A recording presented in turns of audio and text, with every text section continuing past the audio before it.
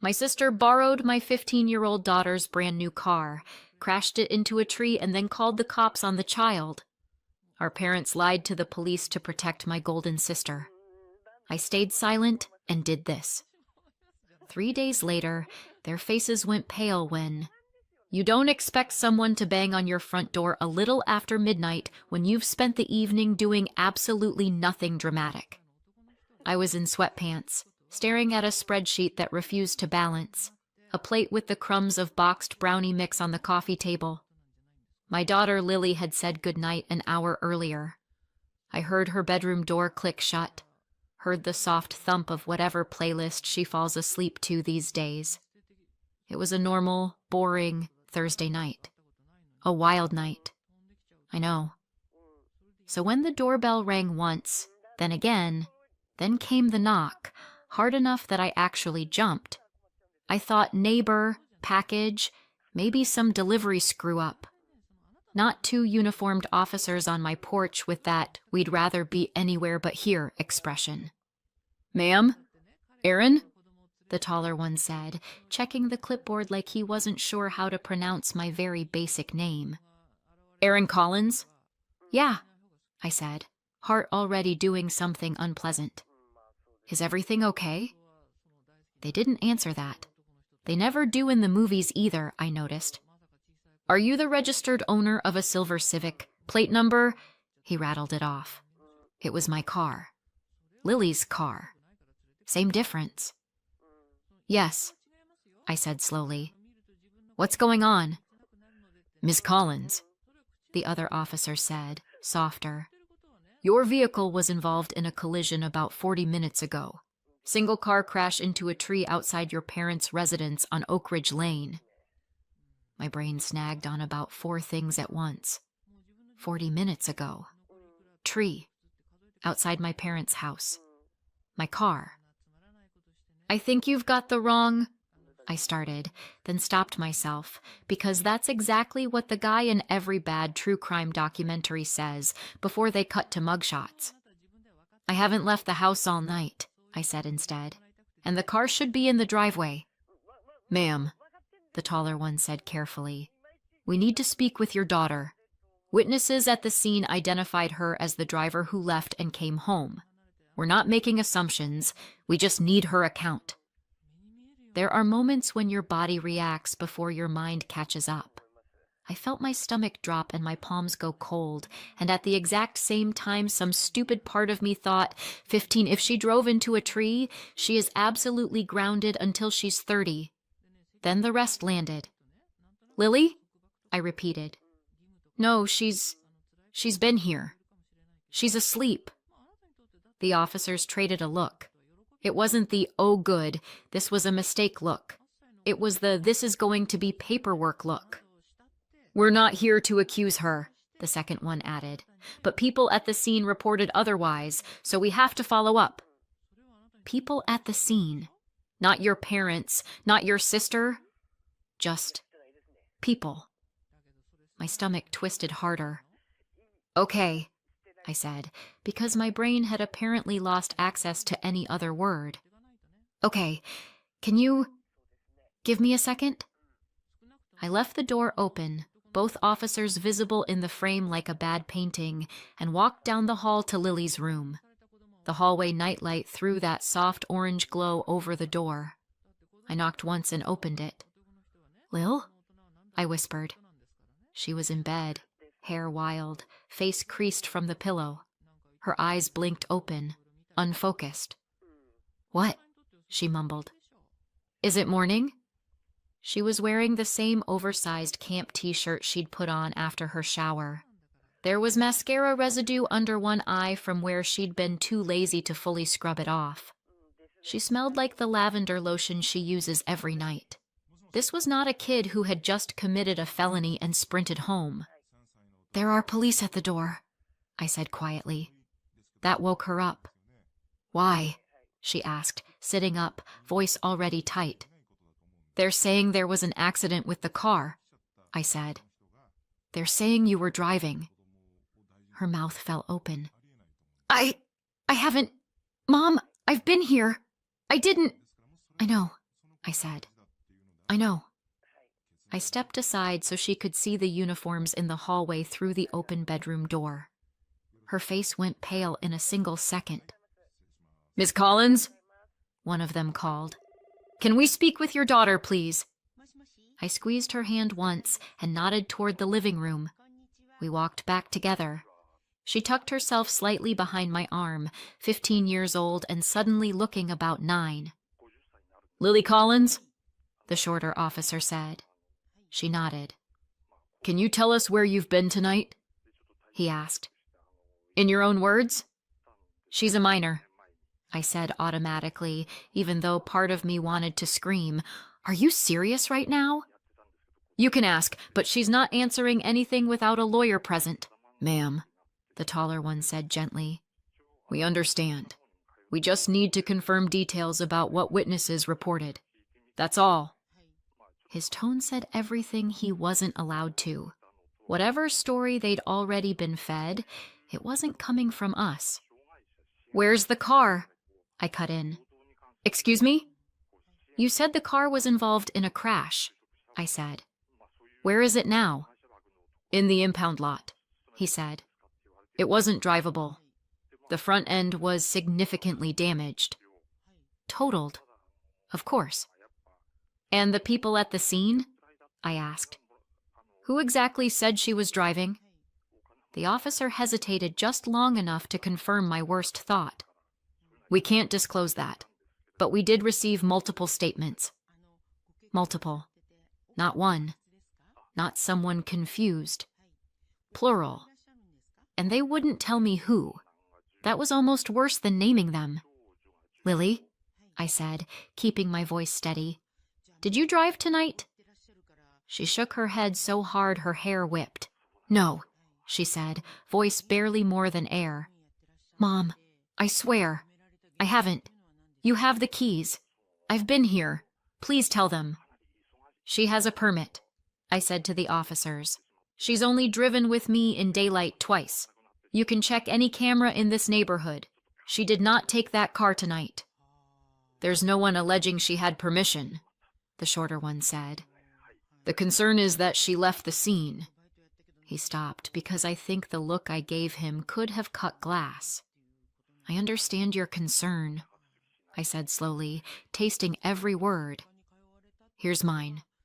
Someone out there is feeding you a story that doesn't match reality, and until we talk to counsel, she's not saying another word. The taller officer shifted, but didn't push. We'll note your refusal, he said. You'll hear from Detective Owens or the DA's office in the next couple of days. Please make yourself available. Trust me, I said. I'm not going anywhere. They gave Lily one last look. She stared at the carpet like it was the only thing keeping her from dissolving, then stepped out. I closed the door behind them and threw the deadbolt. For a second, I just stood there, forehead against the wood, listening to the sound of my own breathing. The house was too quiet, the kind of quiet that hums. Mom? Lily said, voice small. I turned. Her eyes were wide and shiny, but she wasn't crying yet. Her shoulders were up around her ears like she was bracing for impact. Am I... She swallowed. Am I in trouble? Are they going to, arrest me? It hit me then how young 15 really is. Old enough to be accused of a crime. Young enough to still ask your mother if the monsters at the door are real. Look at me, I said, crossing the room. She did. You did nothing wrong, I said. Nothing. You were here. You followed the rules. You are not in trouble with me. But they think... I don't care what they think, I said, more sharply than I meant to. I softened it. We're going to fix this, okay? I believe you. I know you didn't touch that car tonight. Her chin wobbled. I didn't, she whispered. I promise. I know, I repeated. I believe you more than I have ever believed anything in my life. She let out a breath that sounded like it had been locked in her chest for an hour. A single tear escaped and slid down her cheek. She wiped it away fast, almost angry at herself for letting it show. I'm not a bad driver, she said, like that was the worst accusation in the world. You're a careful driver, I said. That's why I bought you the car.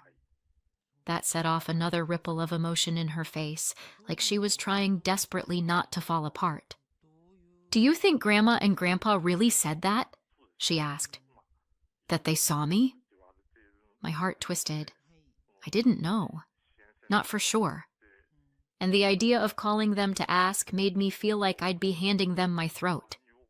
I don't know what they said, I admitted. But whoever talked to the police didn't tell the truth.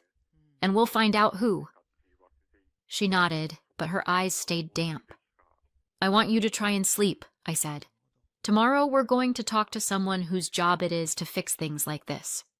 Like a lawyer? She asked. Exactly like a lawyer, I said. I'll make calls first thing.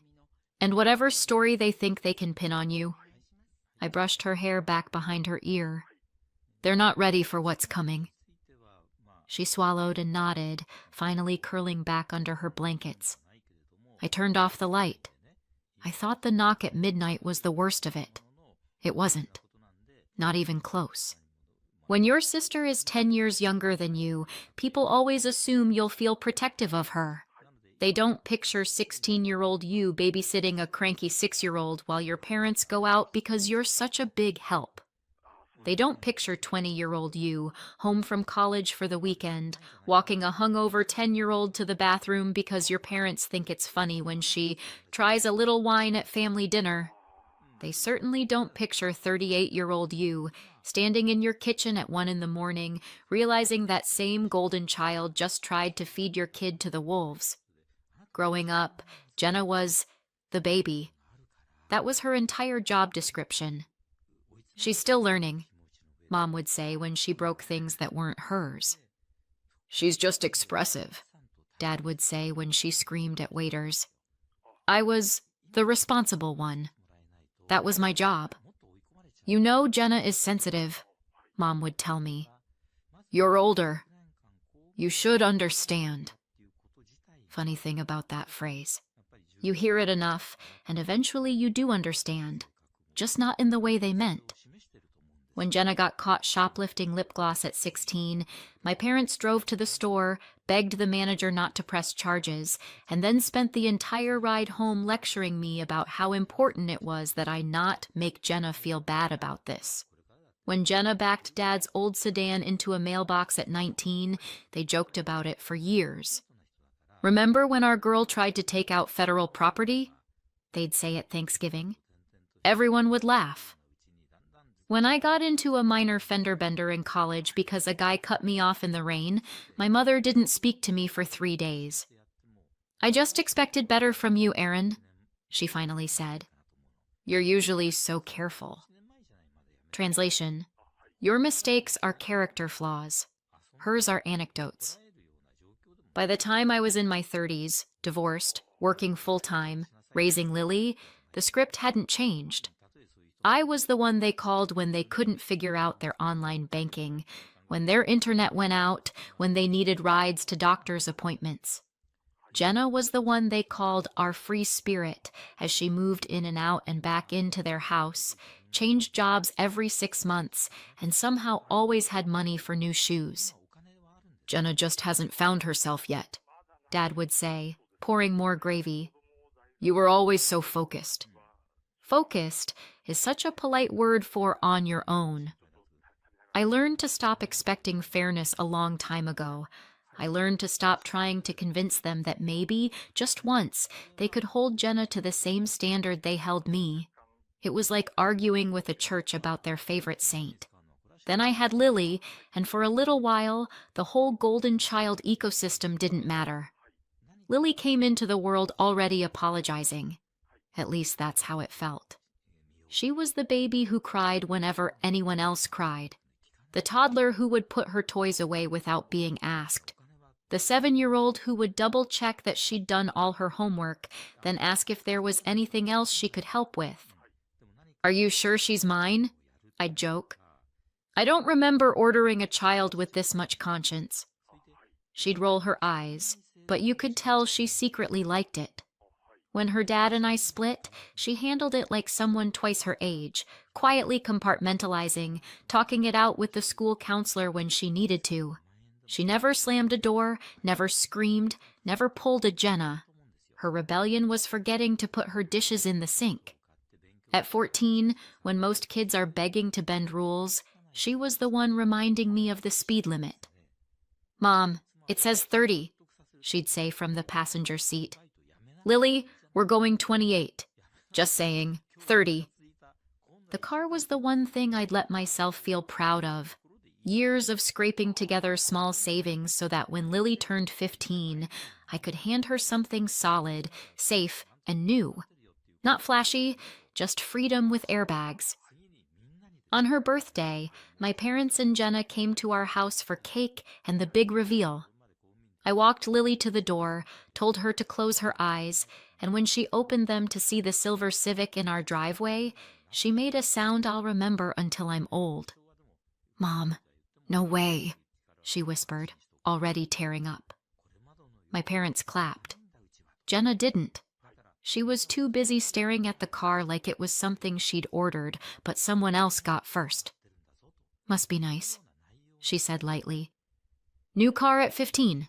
I didn't get my first until, 21? Lily, oblivious, hugged me so hard she nearly knocked the bow off the hood. Inside, Jenna hovered near the door, gaze flicking straight to the hook where the keys hung. Later, she asked, "Think I could take it for a quick spin sometime?" "Absolutely not," I'd said, laughing it off. "Nice try." A few days later, she dropped by again. And now, tonight, when I looked at that hook, one key was gone. And I had the terrible sense that whatever happened next wasn't an accident. The next morning, my inbox had a reply from the attorney. "Ari Kaplan, 8:02 a.m. Got your message. I can do a video consult at noon if that works. Someone, somewhere, was officially on our side." Wild concept. "Hey," Lily said from the doorway. She looked like she hadn't really slept. Same hoodie, same bun. Dark circles that did not belong on a 15-year-old. "They're not coming back, are they?" she asked. "Like, right now?" "Not without calling first," I said. "And next time, they talk to a lawyer, not you." She nodded, picking at her sleeve. "Am I supposed to go to school?" she asked, because of course she did.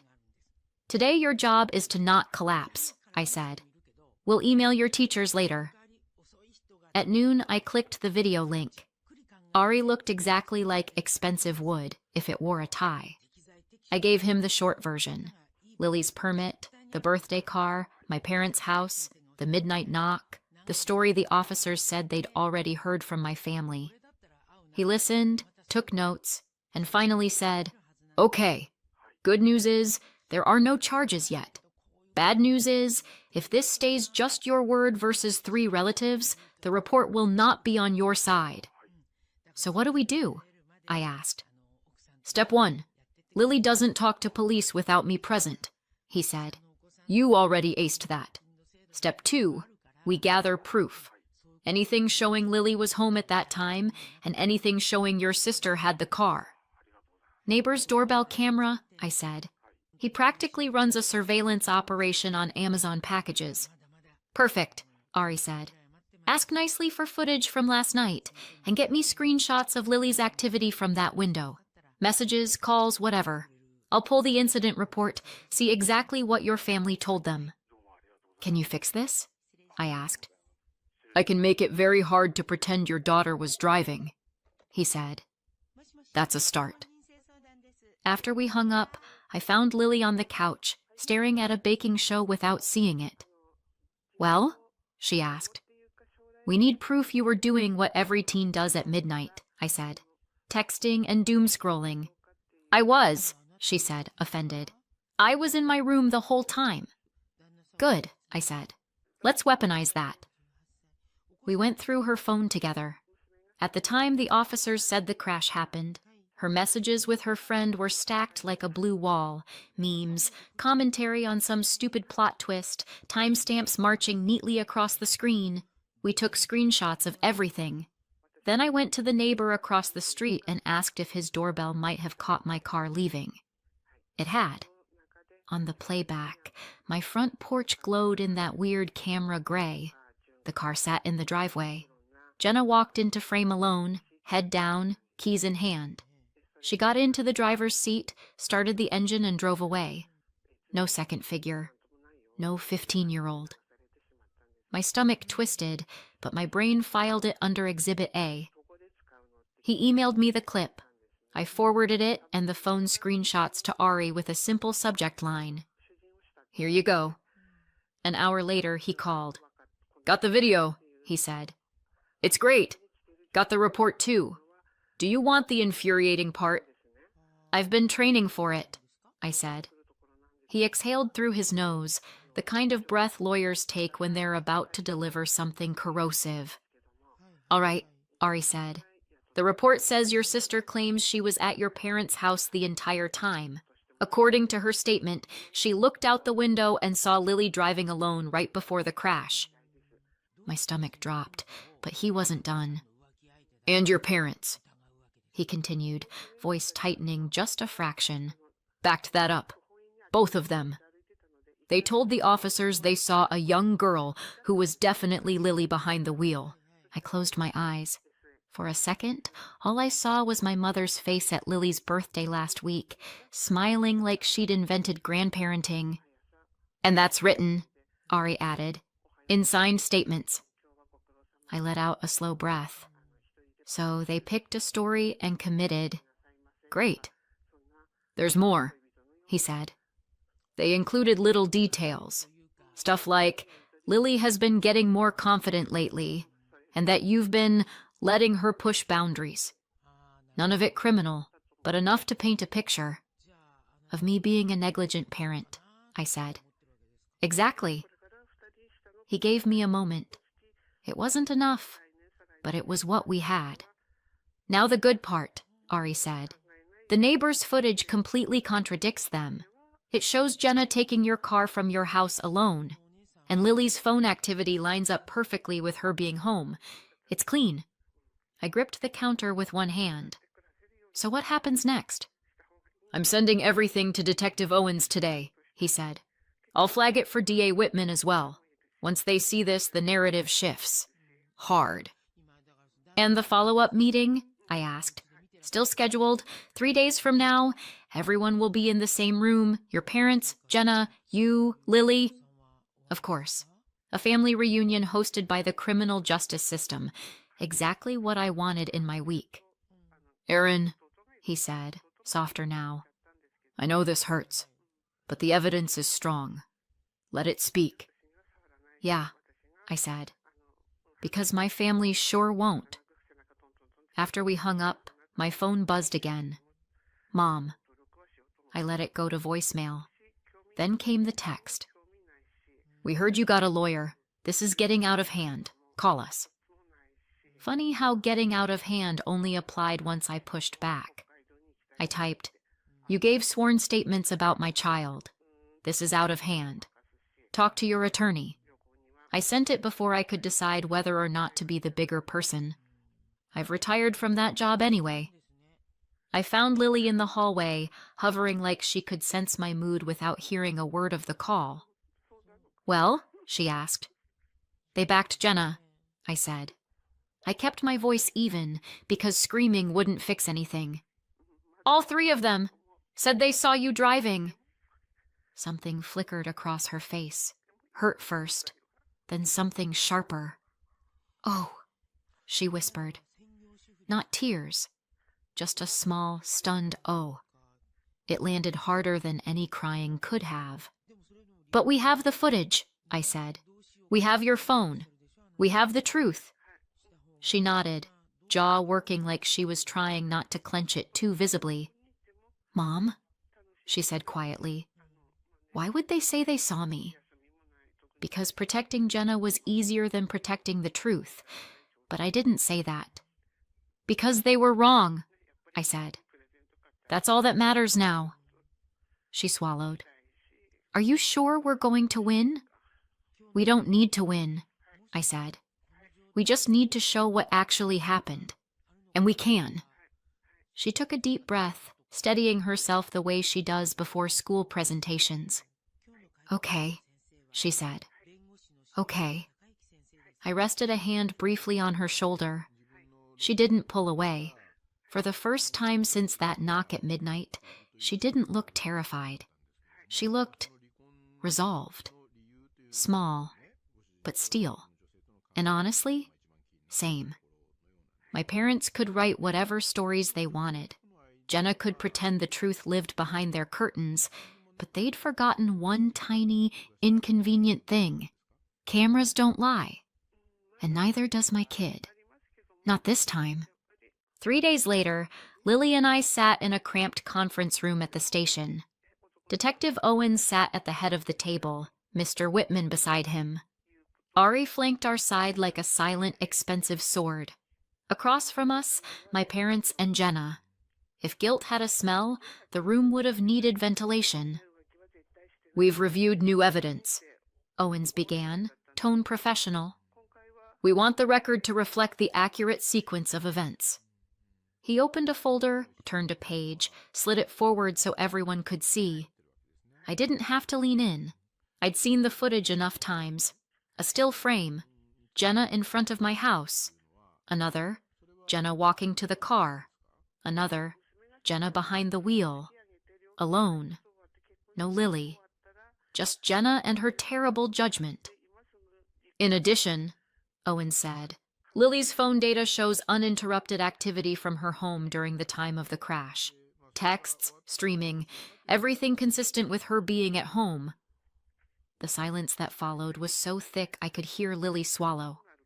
Mr. Whitman looked at my parents. You stated you saw Lily behind the wheel. Would you like to amend that? My mother blinked rapidly. It was dark, she said, voice thin. We assumed. My father nodded like a dashboard bobblehead. We thought we were helping. Helping who exactly hung in the air like smoke. Whitman turned to Jenna. Your statement claims you watched Lily drive, panic, and flee. Do you stand by that? Jenna's mascara smudged as she stared at the table. No, I wasn't thinking. I got scared. I said she did it. For a moment, the room didn't move. Lily's hand tightened around mine, just once. Whitman closed the folder. Given this evidence, we are clearing Lily of all allegations. She will not be charged with any offense related to this incident. I felt Lily exhale. It was the sound of a weight leaving a body that had grown too small for it. As for you, Whitman continued, now addressing Jenna and my parents, this office is reviewing possible charges related to filing false statements. This level of fabrication involving a minor is serious. My mother made a small sound, hurt, outrage, maybe both, but no one rushed to comfort her. Miss Collins? Whitman asked, turning to me. Would you like to say anything? I didn't stand dramatically. I didn't raise my voice. I just spoke. For years, I said, I've been told to understand, to be the bigger person whenever Jenna messed up, to swallow things so she wouldn't feel bad. I looked directly at them. But you didn't just ask me to swallow this. You asked my daughter to. You were willing to bury a 15-year-old to protect a grown woman who stole a car and crashed it into your tree. Jenna cried. Mom reached for her hand. Dad stared at the folder like it held a different ending. You didn't hesitate, I said quietly. You signed your names. You didn't call me. You didn't check. You just chose the story that made your lives easier. I turned back to Owens and Whitman. Thank you for clearing Lily. Whitman nodded. We'll be in touch. That was it. No dramatic gavel, no shouting match. Just fluorescent lights, a few sheets of paper, and the sound of a family structure finally collapsing under its own weight. Outside, Lily walked beside me, shoulders a little looser. "You okay?" I asked. She nodded. "Yeah, just tired." "Me too," I said. "Let's go home." And we did. 6 months later, Oak Ridge Lane looks exactly the same. Except my parents' house. That one has a sold sign out front. Turns out filing false statements about a minor leaves a mark. Jenna ended up with a misdemeanor on her record. My parents got their own matching versions for knowingly providing inaccurate information. Not prison, but enough to make legal documents an adventure. I heard all of this from a cousin who still talks to them. We don't. Insurance denied everything. Unauthorized driver, conflicting statements, zero coverage. Ari filed a civil claim. They settled fast. Full value of the car, plus my fees. Then Jenna's fines hit. Then the attorney bills. The loans snowballed until the house had to go. Meanwhile, Lily's thriving. New, used Corolla, good grades, therapy sessions that actually help. Our home is quieter now, cleaner, safer. No toxic relatives, no second chances for people who showed us exactly who they were. Some say I went too far, others say not far enough. What do you think? Let me know in the comments and subscribe for more.